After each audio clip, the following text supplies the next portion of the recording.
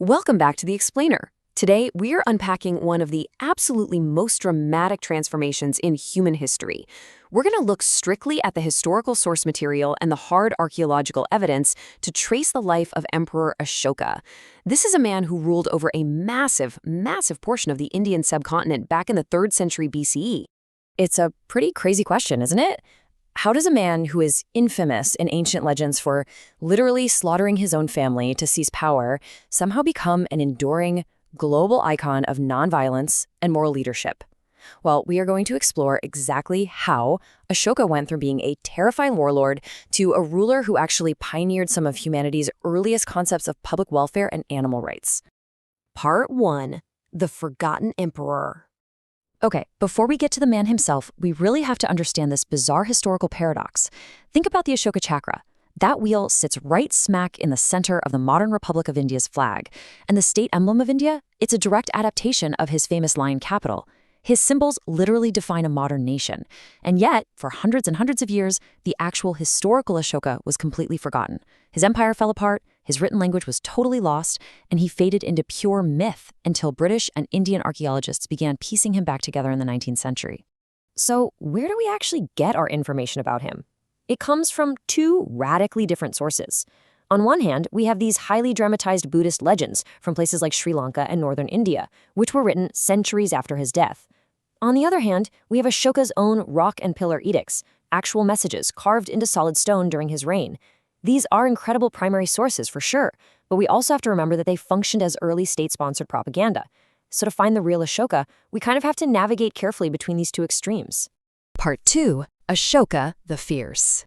Let's talk about his early days. Before he was ever known as Ashoka the Great, he actually had a much darker nickname, Ashoka, which translates to Ashoka the Cruel. The Buddhist legends paint a truly gruesome picture of his rise to power. According to these ancient texts, his own father, Emperor Bindusara, heavily disliked him just because he had rough, unappealing skin. When his father died, Ashoka didn't exactly take the throne peacefully. Legends claim he massacred 99 of his half-brothers to secure his power. And it gets even darker. He allegedly built a prison so incredibly horrific it was literally known as Ashoka's Hell, complete with a hired executioner who brutally tortured inmates.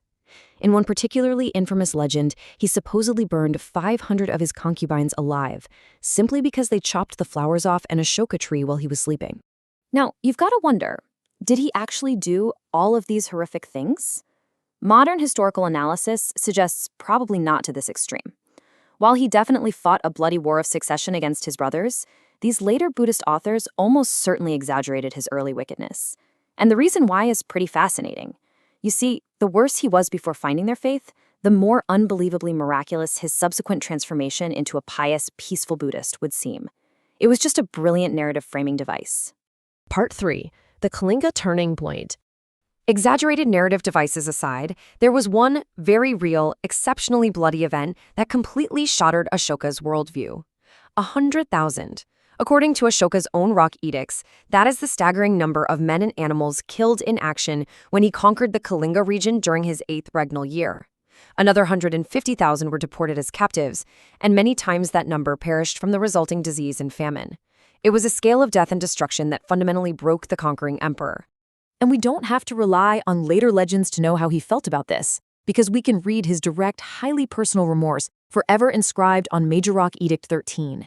He publicly proclaimed that the slaughter, the death, and the deportation caused by his conquest were absolutely deplorable. Think about that for a second. Think about how incredibly rare it is in ancient history to find a victorious emperor erecting massive monuments for the sole purpose of apologizing for a military victory. But look, this wasn't just some sudden, overnight epiphany. If we walk through the epigraphic timeline here, we see a gradual evolution. In his 8th year, he conquers Kalinga and feels profound remorse. By his 10th year, he's visiting the sacred Bodhi tree, which is the site of the Buddha's enlightenment. By his 12th year, he actually starts inscribing his moral edicts on rocks. And by his 13th year, he creates a whole new government department. These are the Dharma Mahamatras, officers who are specifically tasked with looking after the welfare of his people and propagating his new moral code. Part 4. The Philosopher King. So this brings us to his new era. Ashoka shifted away from military conquest to a unique civic philosophy that completely reshaped an entire subcontinent. But how do we actually define Dhamma, or Dharma as it's known in Sanskrit? Well, while Ashoka was personally drawn to Buddhism, his public policy of Dhamma wasn't strictly about pushing Buddhist religious doctrine, like achieving nirvana. Instead, it was a much more comprehensive civic code. We're talking about active social concern, immense religious tolerance, ecological awareness, and the absolute renunciation of war. He was basically trying to knit this vast, diverse empire together using a shared moral foundation rather than brute military force. And he actually put this philosophy into practice with some genuinely revolutionary policies for the 3rd century BCE. He abolished the death penalty. He restricted the slaughter of animals for food, specifically protecting nursing mothers and their young.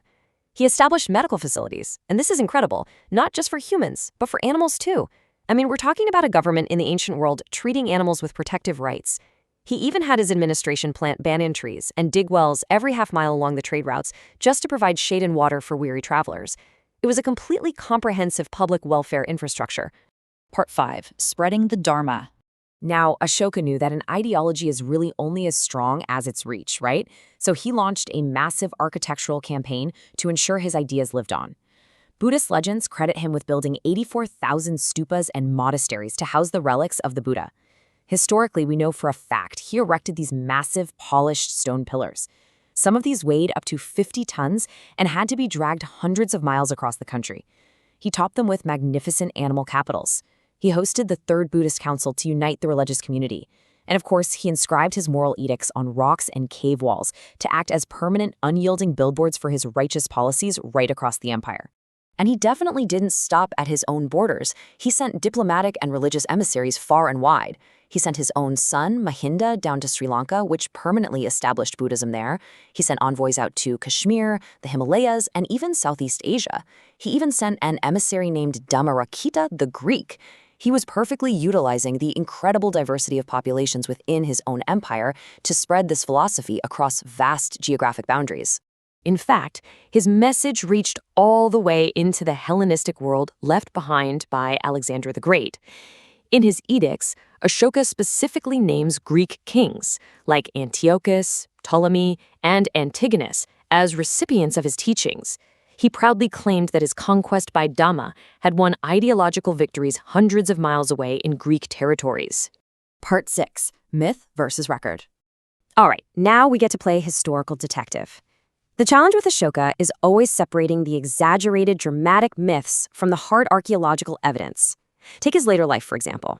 Certain 5th century Buddhist legends claim that even after converting, Ashoka was violently intolerant of rival sects.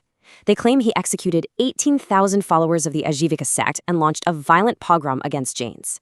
But when we look at the epigraphic reality, his actual carved rock edicts, this makes absolutely no sense. The edicts explicitly and repeatedly mandate respect, tolerance, and state protection for all religious sects. He even dedicated specific caves to the Ajivikas and ordered his officers to ensure all faiths received donations. So the violent legends appear to be later fabrications rooted entirely in sectarian rivalries. So why on earth did it take so long to separate the myth from the man? Well, simply because the Brahmi script his edicts were written in was completely forgotten. For centuries, people were just staring at these massive pillars and had absolutely no idea what they said. Chinese pilgrims visiting India just had to rely on local, exaggerated oral legends. It wasn't until 1837 that a brilliant British scholar named James Prinsep finally cracked the code of the Brahmi script. He translated the mysterious title used on the rocks, Devanampriya, which means beloved of the gods, and eventually linked it directly to the legendary king Ashoka. The rocks were finally speaking again. And when those rocks spoke, they revealed a ruler completely unparalleled in his time. From the ashes of the horrifying Kalinga War rose a man who genuinely attempted to be an ancient pioneer of human rights, environmental awareness, animal welfare, and global religious tolerance. The symbols he left behind still define the identity of the modern Indian Republic today. As we wrap up this explainer, I want to leave you with a fascinating question to consider. Look at the immense scale of his empire. We're talking about a massive, culturally and religiously diverse territory that was nearly impossible to hold together by force alone. So, was Ashoka's turn to Dhamma and nonviolence a purely genuine, deeply personal spiritual awakening? Or was it, perhaps, the most brilliant piece of political pragmatism in ancient history? Was it a necessary ideology specifically designed to unify a fractured, weary empire under a single moral umbrella? Think about that, and keep questioning history.